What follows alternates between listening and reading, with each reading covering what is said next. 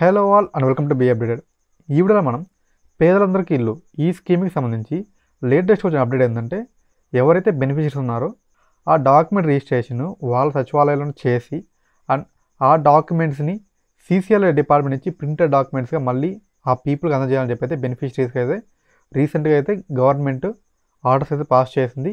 So దీన్ని అయితే మనం ఇప్పుడు పిఎస్ లాగిన్ ఎలా చేయాలి, జాయింట్ సబ్ రిజిస్టర్గా యాక్ట్ చేసిన పిఎస్ లాగిన్లో ఈ రిజిస్ట్రేషన్ ప్రాసెస్ ఎలా చేయాలని చెప్పి అయితే నేను ఎక్స్ప్లెయిన్ చేయడానికి ట్రై చేస్తాను.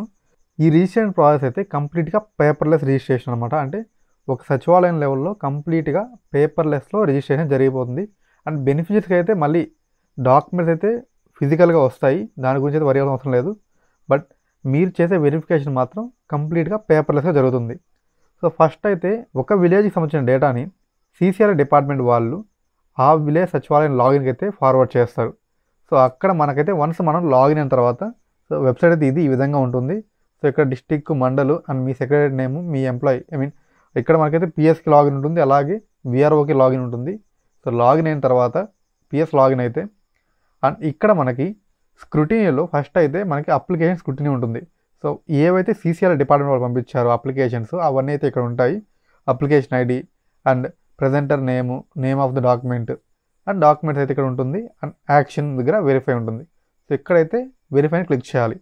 వెరిఫైని క్లిక్ చేసిన తర్వాత ఇక్కడ మనకి మొత్తం డాక్యుమెంట్ అయితే ఈ విధంగా వస్తుంది. అండ్ ఈ డాక్యుమెంట్లో ఆ సబ్ రిజిస్టర్, ఆ పంచాయత్ సెక్రటరీ ఎవరైతే ఉన్నారో వాళ్ళైతే ఎటువంటి కరెక్షన్స్ చేయలేరు. సో ఎడిట్ ఆప్షన్ అయితే ఉండదు. ఓన్లీ వచ్చిన డేటాని మీరు బెనిఫిషరీస్తో క్రాస్ చెక్ చేసుకొని సో డేటా కరెక్ట్ అయితే ఇదర్ ఫార్వర్డ్ చేయాలి, లేదా ఇన్ కేస్ ఏమైనా డేటా రాంగ్ ఉంటే అక్కడ రిమార్క్స్లో ఆ రిమార్క్స్ ఏ డేటా రాంగ్ ఉందని చెప్పి రిమార్క్స్ ఎంటర్ చేసి మళ్ళీ బ్యాక్కి పుష్ చేయాలి. సో బ్యాక్ పుష్ చేసిన డాక్యుమెంట్స్ అయితే మళ్ళీ సీసీఎల్ డిపార్ట్మెంట్కి వెళ్ళి అక్కడి నుంచి ఆ కరెక్షన్స్ యాడ్ అయ్యి మనకి ఫర్దర్గా అయితే మళ్ళీ మన లాగిన్కి అయితే రిఫ్లెక్ట్ అవుతాయి. కాబట్టి కరెక్ట్గా ఉన్న అప్లికేషన్స్ని బెనిఫిషరీస్తో క్రాస్ చెక్ చేసుకొని అయితే ఫార్వర్డ్ చేయాల్సి ఉంటుంది. అండ్ ఫార్వర్డ్ చేసిన తర్వాత మనకైతే ఫస్ట్ ఈసైన్ చేయించుకోవాలి. సో ఈ అప్లికేషన్కి మనం బండిల్ ఈసైన్ బండిల్ ఆప్షన్ సెకండ్ అది క్లిక్ చేసి ఆ అప్లికేషన్ మీద యాక్షన్ మీద క్లిక్ చేసిన తర్వాత మనం అప్లికెంట్ది ఈకేవైసీ క్యాప్చర్ చేసుకోవాలి. ఇక్కడ మనకి ఎగ్జిక్యూటెంట్, క్లైమెంట్ అండ్ విట్నెస్ ఇద్దరు ఉండాలి. ఈ 4 మెంబర్స్ దగ్గర అయితే మనం ఈకేవైసీ క్యాప్చర్ చేసుకోవాలి. ఫస్ట్ ఎగ్జిక్యూటెంట్ దగ్గర అయితే మనం విఆర్ఓది క్యాప్చర్ చేయాలి.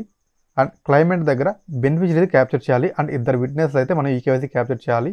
అండ్ ఇక్కడైతే మనం ఫొటోస్ కానీ థంబ్ ఇంప్రెషన్ కానీ అప్లోడ్ చేసే అవసరం అయితే ఉండదు. మనం జస్ట్ క్యాప్చర్ క్లిక్ చేయగానే వాళ్ళు బయోమెట్రిక్ డివైస్ యూజ్ చేసి థంబ్ వేయాల్సి ఉంటుంది. ఆ థంబ్ వేయంగానే వాళ్ళ ఆధార్ డేటా బేస్ ఏదైతే ఉందో ఆధార్ సంబంధించిన ఫోటో అండ్ ఇప్పుడైతే బయోమెట్రిక్ వేస్తుందో ఆ ఫింగర్ ప్రింట్ అయితే రెండు అయితే ఇక్కడ వచ్చేస్తాయి మనకి. సో దాన్ని మనం ప్రాపర్గా క్యాప్చర్ అనేది చూసుకొని ఇన్ కేస్ ప్రాపర్గా క్యాప్చర్ అవ్వకుంటే రీక్యాప్చర్ చేయాల్సి ఉంటుంది. సో ఇలా ఎగ్జిక్యూటివ్ది, క్లైమెంట్ది అండ్ విట్నెస్ ఇద్దరిది మనం ఈకేవైసీ చేసుకున్న తర్వాత సేవ్ క్లిక్ చేయాలి. ఈకేవైసీ చేసిన తర్వాత మనకైతే పీడిఎఫ్ డాక్యుమెంట్ జనరేట్ అవుతుంది. ఆ పీడిఎఫ్ డాక్యుమెంట్ని మనం బండ్లింగ్ డాక్యుమెంట్ చేయాలి. అంటే ఈ రిజిస్ట్రేషన్ డాక్యుమెంట్ సంబంధించి ఒక సైడ్ మనకి స్టాంప్ పేపర్ ఉంటే సెకండ్ సైడ్ మనకి ఇప్పుడైతే ఫొటోస్ అప్లోడ్ చేసాము విఆర్ఓది, బెనిఫిషరీస్ అండ్ విట్నెస్లది, వాళ్ళ ఫొటోస్ అన్నీ సెకండ్ సైడ్ వస్తాయి పేపర్కి. దాన్ని బండ్లింగ్ డాక్యుమెంట్ అంటారు. సో ఈ విధంగా బండ్లింగ్ డాక్యుమెంట్ అయిపోయిన తర్వాత నెక్స్ట్ బోత్ బెనిఫిషరీది అండ్ విఆర్ఓది ఈకేవైసీ అయితే క్యాప్చర్ చేసుకోవాల్సి ఉంటుంది.